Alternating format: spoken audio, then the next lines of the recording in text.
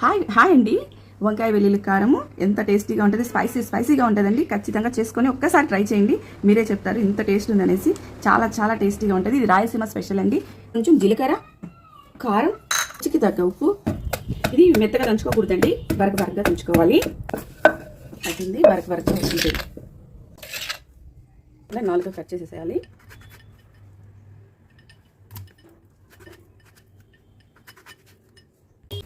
ఇలా ఈ వంకాయల్లో ఈ కారం పెట్టుకోవాలి. అన్నిటికీ పెట్టుకునేసి ఆయిల్ ఫ్రైకి కావాల్సిన పోపు దినుసులు వేగాయి. వంకాయ వేస్తున్నాను.